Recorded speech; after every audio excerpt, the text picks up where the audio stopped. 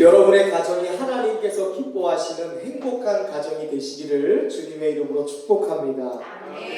가정의 달 5월입니다. 지난 주간에는 어린이 주일로 지키게 되었고, 오늘 우리 부모님을 공경하고 또 부모님의 공덕과 사랑에 감사하는 어버이 주일로 예배드리게 되었습니다. 부모님의 사랑과 은혜를 가슴에 새기는 예배, 우리에게 부모님을 주신 하나님께 감사드릴 수 있는 은혜와 감동의 예배가 되시기를 다시 한번 주님의 이름으로 축원드립니다. 아멘. 하나님의 은혜 가운데 가장 큰 은혜가 있다면 그것은 바로 만남이라는 은혜입니다. 우리의 인생은 만남으로 시작하여 만남으로 끝납니다.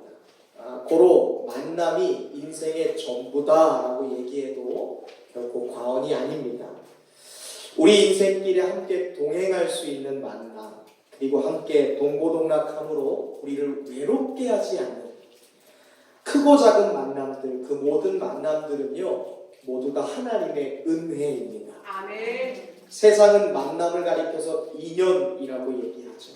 그런데 이 만남이라는 것을 인연이라는 것으로 정의해버리면 곤란할 상황들이 옵니다. 좋은 만남을 가리켜서 선연이라고 하는데, 좋지 않은 만남을 가리켜서 뭐라고 하죠? 악연. 그러니까 만남을 인연이라고 정의해버리면 끝까지 잡고 싶은 선연과 어떻게든 끊어버리고 싶은 이 악연 가운데 끊임없이 고통당하는 인간의 모습을 경험하게 됩니다. 그래서 성경은 만남을 인연이라고 정의하는 것이 아니라 하나님이 주신 축복이요 은혜다라고 정의하고 계십니다. 아멘. 모든 만남에는 하나님의 계획이 있고요, 하나님의 뜻이 있습니다. 아멘. 모든 것에 하나님의 뜻이 있다라는 것을 성경적인 용어로 말하면 섭리라고 얘기합니다. 섭리. 하나님의 뜻 가운데에 이루어진다라는 것이죠. 이 섭리의 시각에서 보면 악연도요 은혜입니다. 모든 만남은 하나님이 허락하신 것이기 때문에 은혜입니다. 그 중에서 가정이라는 것은요 하나님이 주신 특별한 만남이기 때문에 또한 은혜 중에 은혜입니다. 아멘. 특별히 우리에게 무엇보다 육신의 부모님을 만나게 한 것은 하나님이 주신 은혜 중에 은혜인 줄로 믿으시기를 주님의 이름으로 축원드립니다. 아멘. 하지만 요즘의 사회를 보면 낳아주신 부모님을 경히 여기는 일들이 빈번하게 발생하는 것을 보게 됩니다. 시대가 변해서 노인 복지는 더더욱 좋아지고 있어요. 그러나 어르신들을 마음으로 공경하고 존경하는 태도를 찾아보는 것이 왜 이렇게 어려운지 모르겠습니다. 인사는 고사하고 어르신들을 향해서 함부로 대하고 어르신들을 외면하는 일들이 사회 곳곳에서 늘어만 가고 있습니다. 몇 해 전에 SNS에 한 외국인 간호사가 올린 글이 전 세계인들의 마음을 아주 따뜻하게 만들었던 적이 있습니다. 그 글은 양로원에 살다가 86세의 나이로 홀로 숨을 거둔 마크 필리서라는 노인이 남긴 시였습니다. 간호사가 고인의 유품을 정리하다가 그가 남긴 시를 발견하고는 매일 가슴을 붙잡고는 그 글을 SNS에 공유했던 것입니다. 막 필리서는 그 글에서 진지하게 나 자신의 내면을 좀 살펴봐 주세요 라고 간청하고 있습니다. 이 글에서 우리는 고인이 남긴 시를 통해 단순한 외로움이라는 것을 넘어 우리의 부모님들이 늙어간다는 것, 그리고 늙어서 혼자 된다는 것이 어떠한 것인지를 좀 느끼게 됩니다. 무엇을 보는가 간호사들이여, 그대들은 무엇을 보고 있는가? 나를 볼 때면 무슨 생각을 하는가? 멍한 눈에 현명하지도 않고 성격도 알 수 없는 괴팍한 늙은이라고 생각하려나? 밥은 흘리면서 먹고 묻는 말에는 제대로 대답도 못하는, 좀 더 드셨으면 좋겠어요 라고 큰 소리로 말해도 당신들이 하는 말을 제대로 알아듣지도 못하는, 언제나 양말 한 짝, 신발 한 짝씩 잃어버리는 늙은이? 목욕하거나 밥을 먹을 때면 늘 고집부리며 버티기만 하는 당신의 힘든 일과 중 하나? 그대들은 그렇게 나를 생각하는 것이겠지. 그대들 눈에는 그렇게 보이겠지. 그렇다면 이제 눈을 뜨시게나 그대들은 나를 보고 있는 것이 아니었다네. 내가 누구인지를 알려주고 싶네. 지금은 이렇게 조용히 앉아 있어도 당신들이 시키는 대로 하면서 당신들이 원하는 대로 먹고 있지만 나는 10남매 중에 끼인 작은 아이였다네. 어머니와 아버지, 형제, 자매들, 우리는 서로 사랑했지. 16살 소년이었을 때는 날개가 달린 듯 발을 놀리며 곧 만날 연인을 꿈꾸기도 했다네. 20살 새 신랑이었을 때는 내가 약속한 그날의 맹세를 떠올리며 가슴이 두근거렸지. 21살이 되었을 때는 언제나 나를 필요로 하는 한 아버지가 되었고 행복한 가정을 갖게 되었지. 30살이 되었을 때는 이미 훌쩍 커버린 내 아이와 나 사이에 언제까지나 변함없을 무언가로 이어져 있었어. 40이 되었을 때는 아들은 자라서 내 품을 떠났지만 내 곁에 있어준 아내 덕분에 나는 그렇게 슬프지 않았어. 50이 되었을 때는 내 무릎에서 아이들이 다시 놀기 시작했어. 내가 사랑하는 사람, 어린아이들이 다시 한자리에 모이게 되었지. 그리고 슬픈 날들이 다가오기 시작했다네. 내 아내는 세상을 떠났고 앞날을 생각할 때마다 나는 두려움에 몸을 떨었지. 이제 내 아이들은 모두 자신의 아이들을 키우고 있고 나는 내가 사랑했던 사람들, 좋았던 시간들을 추억할 뿐이라네. 이제 나는 늙은이가 되었지. 자연의 섭리가 얼마나 냉혹한지 나이가 많아질수록 바보처럼 보일 뿐이라네. 이미 쇠약해진 몸에서 우아함과 활기는 사라진 지 오래고 심장이 있던 자리에는 이제 돌 하나가 들어서 있다네. 하지만 이 늙은 몸 안에는 여전히 젊은이가 들어있어. 때로는 내 마음이 벅차오를 때가 있어. 내가 겪었던 과거의 기쁨, 지나왔던 고통을 기억할 때면 나는 다시 내 안에서 사랑으로 가득한 살아 움직이는 젊은이의 생명을 느끼며 너무나 짧았던 그리고 너무나 빨리 지나가버린 그 시간을 생각할 때마다 영원한 것은 없다는 냉혹한 사실을 받아들이게 될 뿐이지. 그러니 이제는 그대들 눈을 뜨길 바라네. 그대들 눈을 뜨길 바라네. 그리고 눈을 뜨고 나를 바라봐 주시게. 까다로운 늙은이가 아닌 나를 조금만 더 가까이 들여다봐 주시게. 우리 부모님들의 삶을 좀 생각해 보면 대부분 고생 많고 한많은 인생들을 살아오셨습니다. 사실 우리의 부모님 시대의 역사적인 상황과 현실이 좀 그랬던 것 같아요. 어쩌면 한민족 5,000년의 역사 가운데 가장 고생했던 분들이 바로 우리의 부모님들이 아닐까라는 생각을 해봅니다. 특별히 우리 부모님들은 무엇보다 오직 자녀들을 살아왔다고 해도 과언이 아닙니다. 창세기 21장에 보면 한 많고 고생 많던 우리네 부모님들처럼 고단한 인생을 살아갔던 한 여인의 삶이 기록되어 있습니다. 바로 사라의 몸종이었던 하갈의 이야기가 등장을 하죠. 하갈은 힘있고 돈 많던 아브라함과 그의 아내 사라의 몸종이었습니다. 힘없이 살아가는 여인이었죠. 당시 종은 주인의 소유였습니다. 그래서 자녀를 갖지 못했던 사라는 종인 하갈을 통해서 아이를 얻고자 했습니다. 그러나 실제로 하갈이 임신을 하자 온갖 구박과 핍박이 시작이 되었습니다. 결국 견디다 못한 하갈은 집을 떠나서 광야로 도망치게 되죠. 그때 하나님께서는 하갈을 위로하시고는 다시 잘 집으로 돌려보내 주십니다. 그리고 하갈은 무사히 이스마엘이라는 아들을 낳았습니다. 그 후 하갈은 더 많은 학대를 받기 시작했습니다. 그런데 이번에는 하갈이 달아나지를 않았어요. 핍박이 있고 고난이 있어도 그 고난과 핍박을 견뎠습니다. 모두 다 어머니의 이름으로 자식, 아들 이스마엘 때문이었습니다. 자녀를 위해서라면 아무리 모진 고난과 고생과 학대가 할지라도 어머니는 모든 것을 견딜 수 있었어요. 이것이 바로 우리의 어머니고 우리의 부모님입니다. 시간이 지나서 결국 하갈은 집에서 쫓겨나게 되죠. 그리고 물 한 잔도 얻어먹을 수 없는 광야에 들어가서 목이 말라 죽어가는 아들을 보며 절규하기 시작합니다. 물 없는 광야에서 죽어가는 아들을 지켜보아야만 했습니다.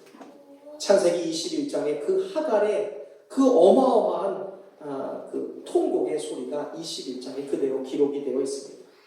힘없고 돈 없고 의지할 곳 없어서 자식에게 먹을 것 한 번 제대로 준 적 없었던, 그리고 지금은 광야에서 물 한 모금도 자녀에게 줄 수 없는 하갈. 이 하갈의 모습은 어쩌면 우리의 부모님들의 모습일지 모르겠습니다.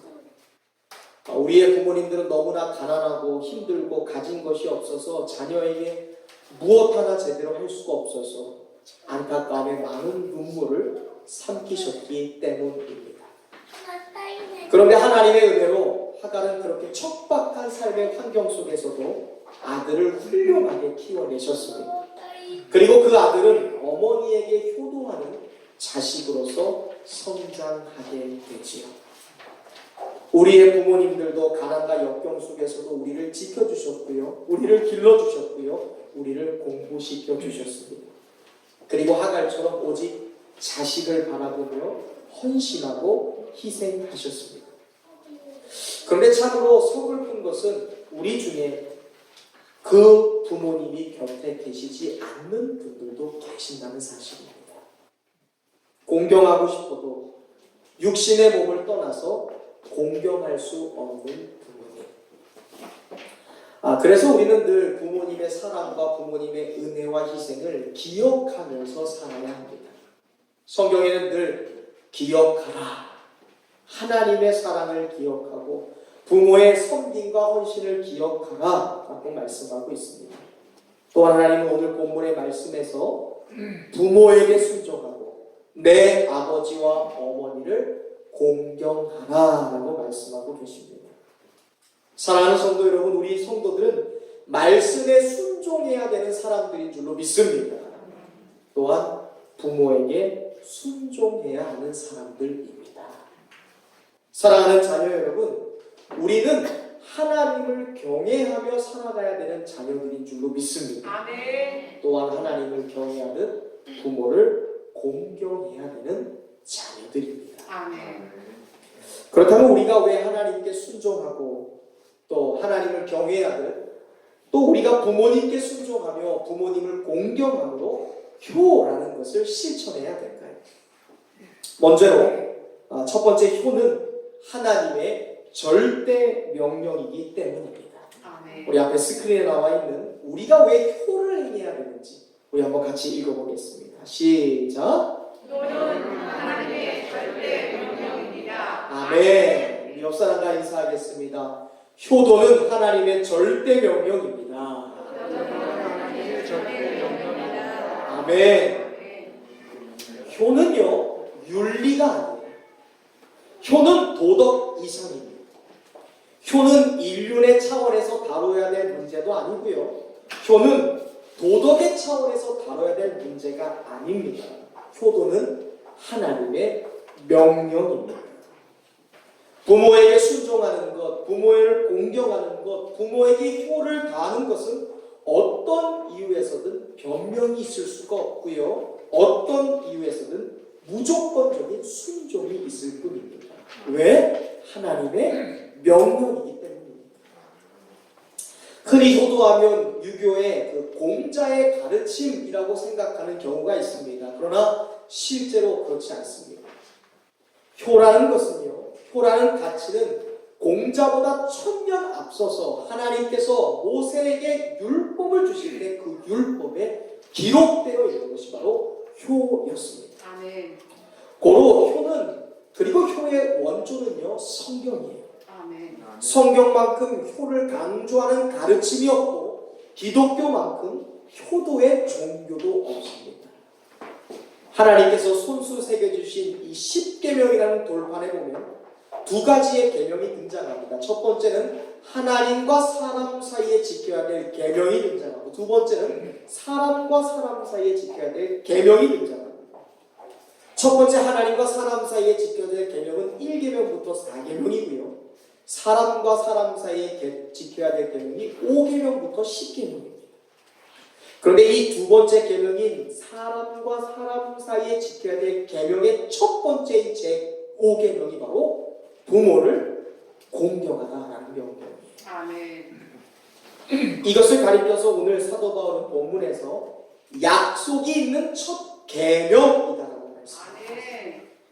계명은 계명이고 사람과 사람 사이에 지켜야 될 계명인데 그 계명도 약속이 걸려져 있는 첫 번째 계명이다라고 말씀하고 있습니다.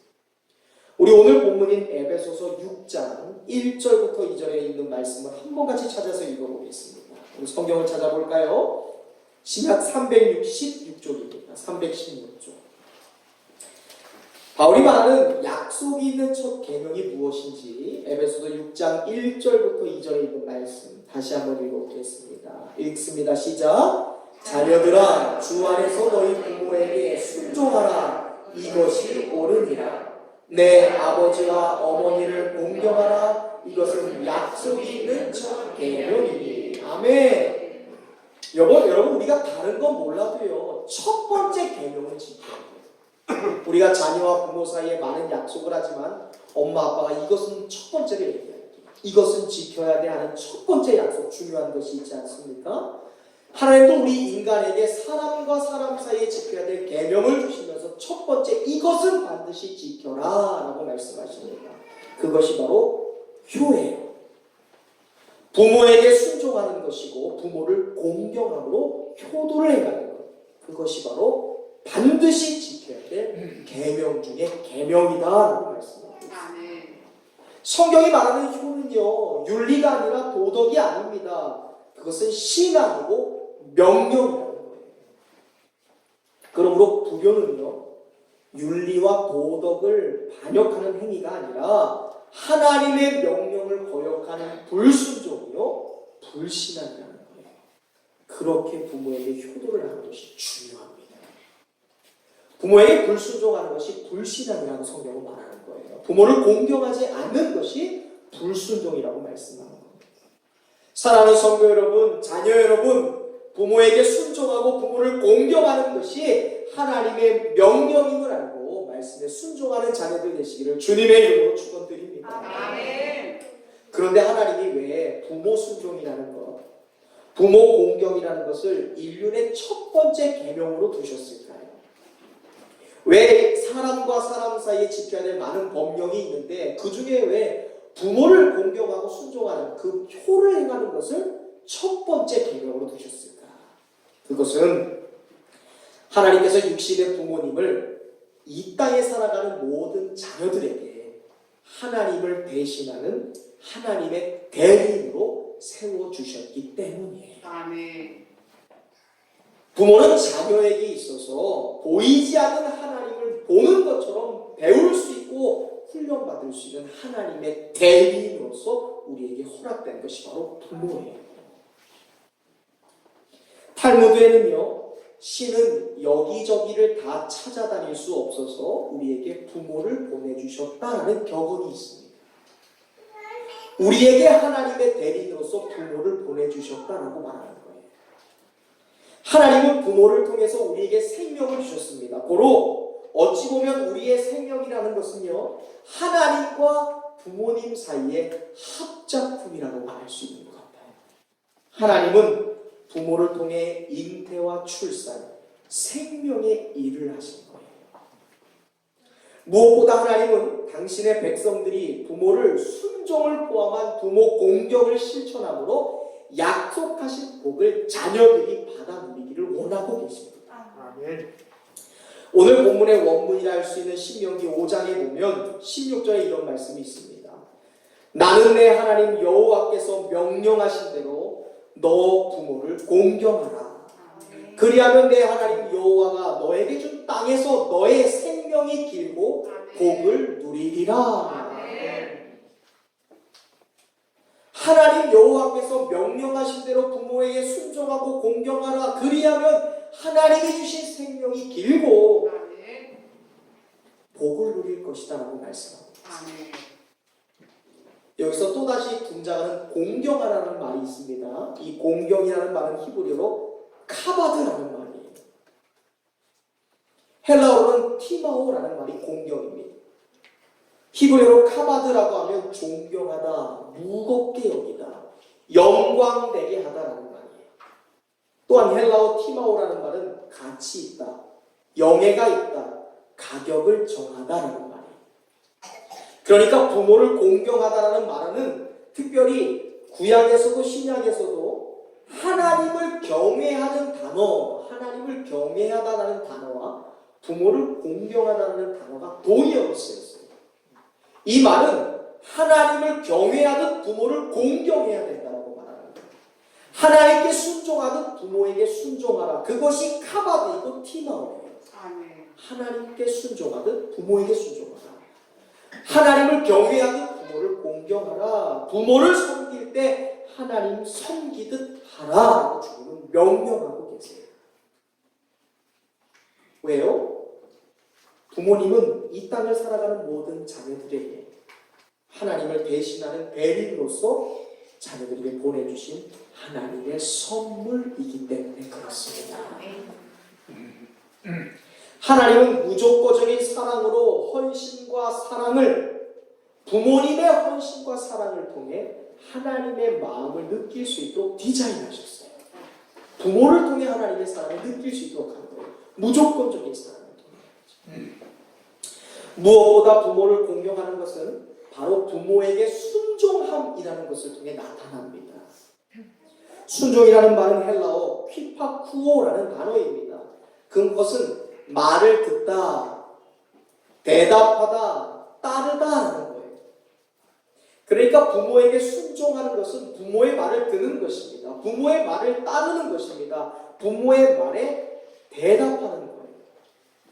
무엇보다 이 휘파코라는 말은요, 열다라는 뜻을 갖고 있어요. 정리하면 부모에게 마음을 열고 부모의 말을 듣는 거예요. 부모에게 마음을 열고 부모에게 대답하는 것입니다. 부모에게 마음을 열고 부모님의 말씀에 따르는 것, 그것이 성경이 말하는 순종이에요. 마음을 여는 거예요. 이 순종은 결국 부모를 공경하는 마음에서 나오는 거예요. 하나님이 내게 주신 하나님의 대리인이라는 것을 믿으니까 부모를 향해 마음을 여는 거예요. 그리고 부모의 말씀에 따르는 것입니다. 듣는 것이에요. 대답하는 것입니다. 그래서 하나님은 하나님을 경외하라라는 제4계명 뒤에 바로 부모를 공경하라라고 말씀하고 계세요. 그것이 10계명입니다. 사랑하는 자녀 여러분, 다시 한번 권면합니다. 하나님을 경외하듯 부모님을 공경하시기를 축원드립니다. 하나님께 순종하듯 부모에게 듣고 대답하고 따르는 순종하는 자녀들 되시기를 축원드립니다. 그렇다면 우리는 어떻게 부모에게 효도할 수 있을까? 효도는요, 부모님의 마음을 헤아리는 효심에서 나옵니다. 우리 함께 같이 읽어보겠습니다. 시작. 부모님의 마음을 헤아리는 효심에서 나옵니다. 아멘. 어떻게 효도할까 고민하지 마세요. 효도는요, 부모님의 마음을 헤아리는 효심, 마음에서 시작되는 거예요. 효심이라는 것이 있다면 효도는 어렵지 않습니다. 어떻게 부모가 자녀에게 무조건적인 사랑을 할 수 있을까? 그것은 자녀를 무조건적으로 사랑하는 어머의 부모님의 마음이 있기 때문에 자녀를 사랑하는 거예요. 자녀를 사랑하는 그 마음이 부모에겐 다 있습니다. 그런데 부모님의 마음을 헤아리는 효심이라는 것은 모든 자녀에게 있지는 않은 것 같아요. 그래서 누구나 효도를 다 하는 것은 아닙니다.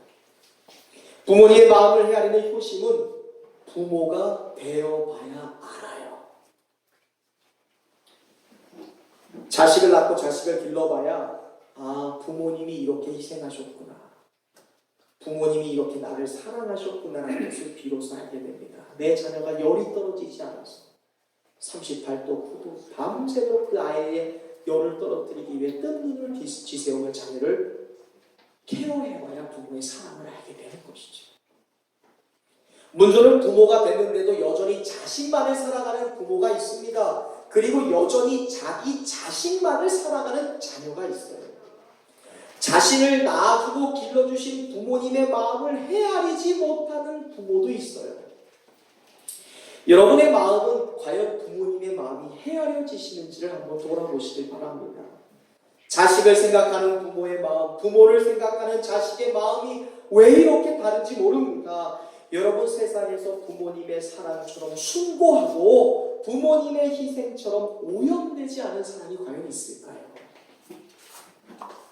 오늘 하나님께서 천사에게 야, 세상에서 가장 아름다운 3가지를 좀 찾아와 봐라 라는 명령을 하셨어요. 세상을 좀 돌아보다가 아름다운 3가지를 좀 찾아와라. 이때 천사가 지상에 내려와서 아름다운 3가지를 발견했습니다. 첫째가 예쁜 꽃이었어요.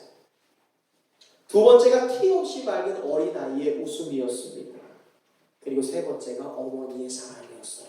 너무너무 아름답죠. 그런데 하나님께로 이 아름다운 3가지를 가지고 천사가 올라가는데 시간이 꽤 걸린 거예요. 그 시간 동안 그 사이에 예뻤던 꽃은 시들어 버렸습니다. 그리고 티 없이 우는 어린아이는 탐욕과 이기심이 가득한 흉측한 얼굴로 변해버렸어요. 그런데요, 아무리 시간이 오래 걸려도요, 어머니의 사랑만은 변하지 않았더라라는 이야기가 있습니다. 자녀들이요, 이 아름다운 부모님의 사랑을 깨닫는 지혜로운 자녀들 되시길 바랍니다. 그래서 효도는요, 다른 것이 아니라 효심을 갖는 데서부터 시작되는 거예요. 영원토록 헤어지지 않은 아름다움, 부모님의 마음이구나 하는 효심에서 효도가 시작됩니다. 우리가 효도를 행하길 원한다면 무엇보다 우리의 부모님의 마음과 사랑을 헤아리는 그 효심부터 가질 수 있기를 바랍니다. 그때 효도할 수 있어요. 사랑하는 아버지의 가슴에 못질을 해서 평생 지울 수 없는 아픔을 가진 한 여인의 사연을 담은 편지 하나를 소개시켜드립니다. 사랑하는 아버지, 죄송해요. 제 가슴에 각인된 불효의 죄스러움이 너무 커서 속죄하는 마음으로 이 글을 씁니다. 내 딸이라는 한 뼘도 없는 가난한 소장농의 셋째 딸로 태어난 제가 남편과의 결혼을 며칠 앞두고 식구들이 모인 자리에서 차마 입에 담지 못할 말로 부모님의, 아버지의 가슴에 처음으로 피멍이 들게 했습니다. 엄마, 아빠, 딱 한 번만 부탁드릴게요. 결혼식장에서만큼은 큰아버지의 손을 잡고 들어가게 해주세요. 나의 말이 채 끝나기도 전에 옆에 있던 오빠에게 뺨까지 얻어맞았지만 저는 막무가내였습니다. 그렇지 않아도 친정에 넉넉하지 못한 형편 때문에 부유한 시댁에 혹여나 흉 잡힐까봐 잔뜩 준비 들어있었는데 꼽주등을 하신 아버지의 손을 잡고 많은 하객들 앞에 선다는 것이 정말 생각하기도 싫었습니다. 걱정 말거라. 안 그래도 요즘 허리가 하루가 다르게 아파오니까 그날은 네 결혼식장에 못 갈 것 같구나. 그러니 마음 아파하지 말고 그렇게 해라. 행여나 시집가는 딸이 마음에 상처라도 입을까봐 거짓말까지 하신 아버지. 상아빛 순결한 웨딩드레스도 입고 하객들의 축하를 받으며 큰아버지 손을 잡고 행진하는 순간부터 북받쳐 오르기 시작한 오열로 결혼식 내내 눈물에 범벅이 되고 말았습니다. 덩그러니 방에 홀로 남아 쓴 술잔을 기울이고 계실 아버지를 떠올리면서 말입니다. 그 일 후에 다시는 아버지를 배반하지 않겠다고, 아버지의 마음을 아프게 하지 않겠다고 다짐을 했지만 저는 또다시 용서받지 못할 불효를 저지르고 말았습니다. 아이를 가져 시집가자마자 심한 입덧으로 고생을 하면서도 어려운 시어머니께는 감히 내색도 하지 못했지만 늦은 밤 매일같이 친정집에 전화하며 고통을 하소연하곤 했었죠. 남편이 사다주는 음식들은 냄새만 맡아도 구역질이 났고 친정 어머니께서 투박한 손으로 묻혀주시던 겉절이와 텁텁한 청국장이 먹고 싶어 흉내도 내봤지만 번번이 실패의 연속이었습니다. 그러던 어느 날 휴일 오후 화사하게 치장한 채 시 어른들을 모시고 바깥 나들이를 하기 위해 승용차에 몸을 싣고 골목 어디를 빠져나갈 즈음 저는 제 눈을 의심했습니다. 얼굴을 잔뜩 숙인 채 꼽추등에 보자기를 들고 건너편 슈퍼에서 두리번거리는 한 노인네는 분명 나의 아버지 같았습니다. 아버지가? 한 번도 와보신 적이 없으신데 설마. 아버지가 아니길 간절히 바랬습니다. 그러나 그날 저녁 무렵 남편이 슈퍼 아줌마가 전해주더라며 쪽지와 함께 조그만 보따리를 내밀었습니다. 사랑하는 딸, 너무너무 보고 싶은 딸, 엄마가 오려고 하다가 일을 나가 못 오게 되어 내가 대신 가지고 왔다.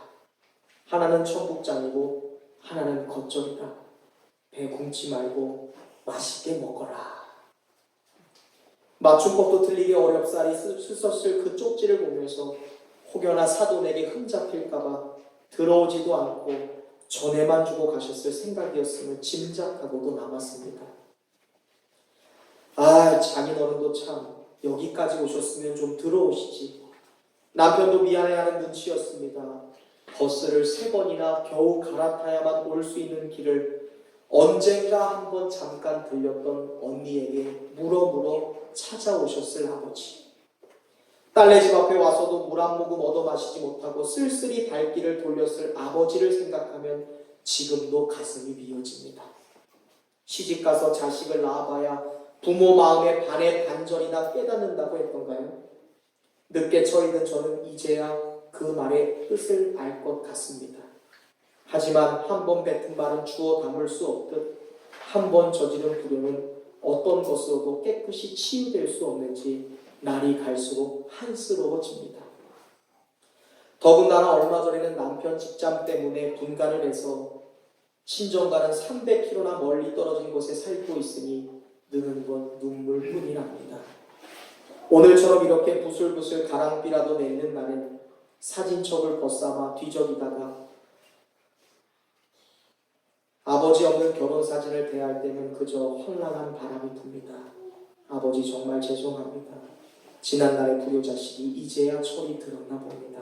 부디 건강하게 오래오래 사세요. 앞으로 정말 잘 할게요. 효를 실천하면 반드시 축복을 받습니다. 효도의 계명은 약속 있는 첫 계명이다라고 오늘 성경은 말씀하고 있습니다. 내 아버지와 어머니를 공경하라. 이것은 약속 있는 첫 계명이니 그것이 무슨 약속입니까? 에베소서 6장 3절입니다. 이로써 내가 잘되고 땅에서 장수하리라. 아멘. 이 말씀의 원본인 신명기 5장 16절에는 이 말씀이 다음과 같이 설명하고 있습니다. 나는 내 하나님 여호와께서 너는 여호와께서 명령하신 대로 너의 부모를 공경하라. 그리하면 내 하나님 여호와가 준 이 땅에서 너의 생명이 길고 복을 누릴 것이다. 효도의 계명을 왜 약속이 있는 첫 계명이라고 말씀하셨습니까? 그것은 바로 효도라는 것이 하나님이 약속하신 축복 보장에 대한 약속이기 때문에 그렇습니다.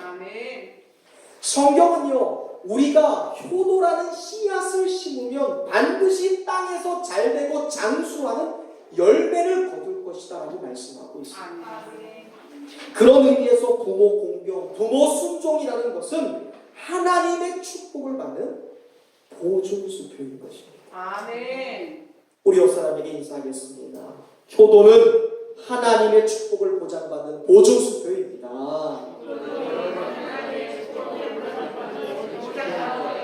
아멘. 부모에게 기도하고 부모에게 순종하고 공경하는 것, 그것이 하나님의 약속과 축복을 받는 보증수표라는 것. 아멘. 하나님이 선언해 주셨잖아요. 성경을 보세요. 부모님을 공경하는 마음으로, 부모님을 존경하는 마음으로 아버지였던 노아의 수치를 가렸던 두 아들 셋과 야벳은 축복받습니다. 아멘. 그런데요, 반대로 부모를 경멸히 여겼습니다. 부모의 흠을 가지고 가식했던 한 저주를 받았어요. 이방 여인 룻 기억하실 것입니다. 이방 여인 룻도 시어머니를 극진히 모시고 어마어마한 축복을 받았습니다. 아멘. 룻은요, 흉년이라는 재난에 하루아침에 남편을 잃었던 여인입니다. 그러나 룻은 지극정성으로 시어머니를 모셨습니다. 공경합니다. 자신의 일을 핑계로 부모를 버리지 않았어요. 밭에 나가 이삭을 주워다가 시어머니를 공경했습니다. 봉양합니다. 결국 룻이 어떻게 됐는지 아시죠? 베들레헴에서 이삭을 주우면서 시어머니를 봉양하던 중에 보아스라는 덕막 있는 사랑을 만나서 가정을 이루었어요. 아멘. 훗날 그의 자손을 통해 다윗과 예수 그리스도가 나는 축복의 가문의 조상이 되었습니다. 아멘. 이 세계 전반전보다 후반전이 좋아진 여인, 그것이 부모 공경에서 시작됐던 거예요. 아멘.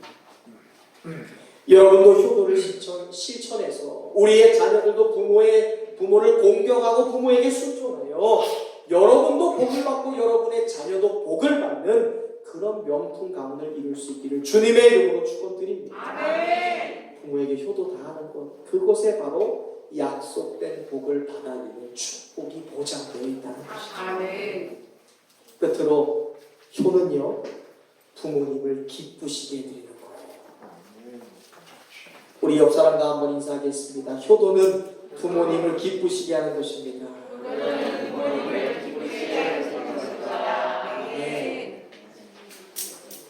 잠언 23장 25절 말씀입니다. 내 부모를 즐겁게 하며 너를 낳은 어미를 기쁘게 하라. 아멘. 똑같이 꼽추였던 여자와 남자가 서로 사랑하고 결혼했습니다. 그리고 아이를 가졌습니다. 부부는 기쁘면서도 내심 걱정이 됐어요. 아이가 혹시나 부모의 유전을 물려받아 꼽추가 되진 않을지. 그러나 부부의 걱정과는 달리 건강한 아이가 태어났어요. 꼽추 엄마는 아이를 지극정성으로 키웠습니다. 착한 아이도 엄마를 잘 따르면서 건강하게 자랐습니다. 어느 아이가 초등학생이 됐습니다. 아이를 학교에 보내게 된 엄마는 또다시 걱정이 되었습니다. 혹시나 자신의 모습 때문에 아이가 놀림받진 않을까, 그래서 상처받진 않을까라는 생각 때문이었습니다. 그래서 이 어머니는 아이가 초등학교에 입학한 후부터 단 한 번도 학교에 가보지를 못했어요. 아이 때문에. 그러던 어느 날 아이가 도시락을 놓고 학교에 갔습니다. 그때부터 어머니가 걱정하기 시작하고 고민하기 시작합니다. 이 도시락을 학교에 갖다 주는 것이 맞을지 아니면 그냥 둘지. 갖다 주면 아이가 분명히 창피할 텐데, 아이가 놀림을 받을 텐데, 그렇다고 갖다 주지 않으면 아이는 점심을 굶게 될 텐데, 이런저런 고민 끝에 이 어머니가 그냥 아무도 모르게 아주 조용히 빨리 가져다 놓고 와야겠다는 생각을 하게 됩니다. 이 어머니가 난생 처음 아이가 다니는 학교를 보는 순간 가슴이 뭉클해졌습니다. 교문을 들어서는데 운동장 저 멀리쯤에서 아이들이 떠드는 소리가 들렸어요. 체육 시간이었던 것입니다. 그런데 저쪽 나무 뒤쪽에서 자신의 아이가 보였어요. 엄마는 순간 당황했습니다. 그리고 그 길을 돌이켜서 아이가 볼까봐 급히 학교를 빠져나가려고 했습니다. 친구들이 볼까봐, 아이가 볼까봐. 서러운 마음을 감추지 못하고 무거운 발걸음을 이끈 채 조심조심 뒷걸음을 쳤습니다. 그런데 저 멀리에서 아이가 엄마를 발견한 거예요. 아멘. 엄마는 놀랐어요. 그리고 더 빠른 발걸음으로 교문을 빠져나가려고 했습니다. 그 순간, 그때 아이가 손으로 입을 모으고는 외치기 시작했어요. 엄마! 엄마! 그리고 교문까지 한 걸음에 달려갔습니다. 꼽추 엄마의 눈에는 기쁨과 감격의 눈물이 하염없이 쏟아졌습니다. 그리고 이 아이는 친구들에게 자신의 엄마를 자랑하기 시작했어요. 여러분은 어떠신지 모르겠습니다. 여러분의 부모가 부끄럽다고 여겨지십니다. 평생을 여러분을 위해 일하느라 거뭇거뭇해지신 아버지의 손을 부끄럽다라고 생각해 본 적이 있으신가요? 평생을 자녀를 위해 헌신하느라 제대로 배우지도 못하고 시장 한번 제대로 하지 못하신 어머니의 모습이 부끄럽다고 생각했던 적은 없으십니까? 저는 여러분에게 어버이 주일을 맞이하며 자녀들에게 간절히 권면하는 것은 절대로 부모를 부끄러워하지 마시기 바랍니다. 어떻든지 간에 우리의 부모는 자랑스러울 거예요. 부모님을 기쁘시게 해드리는 것은요, 하루 날 잡아놓고 어버이날이라고 가서 꽃을 드리거나 용돈 드리는 것으로 부모를 기쁘시게 하는 것이 아닙니다. 부모를 기쁘게 할 수 있는 것은요, 나를 낳은 부모를 자랑스럽게 여기는 거예요. 그것이 부모에게는 유일한 기쁨이 되기 때문에 그렇습니다. 부모님을 기쁘게 해드리고 부모를 즐겁게 해드리는 우리 모두가 될 수 있기를 주님의 이름으로 축원드립니다. 아멘. 이제 말씀을 맺겠습니다. 성경에서 이름을 이야기할 때는요, 반드시 누구의 자녀라는 타이틀이 따라옵니다. 누구의 자녀? 아브라함의 자녀 이삭, 이삭의 자녀 야곱.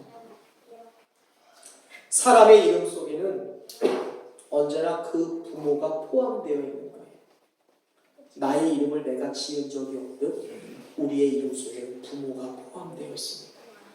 우리가 부모님을 기억할 뿐만이 아니라 이제 우리는 우리의 후손에게도 우리의 부모님을 기억하게 해주는 자녀가 되어야 될 줄 믿습니다. 아멘. 할아버지는 이런 분이셨어요. 할머니는 이러한 분이셨어요. 그 자녀에게 우리의 부모님을 자랑스럽게 여기는 것이죠. 우리는 부모님의 사랑, 부모님의 아픔, 부모님의 헌신을 자손들에게 전해주고 기억되게 하는 부모가 되어야 합니다. 기억됨에 있어서 또 다른 중요한 점이 있는데, 우리가 우리의 부모님을 기억하듯 우리 또한 나중에 우리 자손들에게 기억될 것이라는 것입니다. 과연 시간이 지났을 때 우리는 우리의 자녀들에게 어떠한 부모로서 기억될까요? 이것이 오늘 우리 남겨진 자녀들에게 주어진 또 다른 커다란 도전입니다. 우리가 연로하신 부모님을 잘 모시지 못하면 평생 후회를 한다고 합니다. 우리의 부모님은 우리 인생 가운데 무엇보다 큰 가치를 지니고 계신 분들입니다. 부모님은 돌아가신 후에 후회해봐도 절대로 아무 소용 없습니다. 살아계실 때 최선을 다해야 됩니다. 최선을 다해도 부족하게 느껴지는 것이 부모님에게 대한 효도라는 것입니다. 하나님 오늘 우리에게 부모에게 순종하고 부모를 공경하라라고 말씀하고 있습니다. 부모를 공경할 때 심신의 건강과 평안과 행복 속에서 장수할 수 있다고 하나님은 보증해 주셨습니다. 아멘. 효를 행하는 것이 도덕과 인륜의 문제가 아니라 하나님의 명령임을 기억하는 성도들 되시길 바랍니다. 아멘. 하나님을 경외하듯 부모를 공경하고 하나님의 말씀에 순종하듯 부모의 말씀에 주 안에서 순종하는 자녀들 되시길 바랍니다. 아멘. 무엇보다 부모를 기쁘게 하고 즐겁게 해드림으로 이 땅에서 잘되고 건강하며 장수하며 행복하게 살 수 있는 우리 믿음의 성도들 다 되시기를 주님의 이름으로 축원드립니다. 아멘.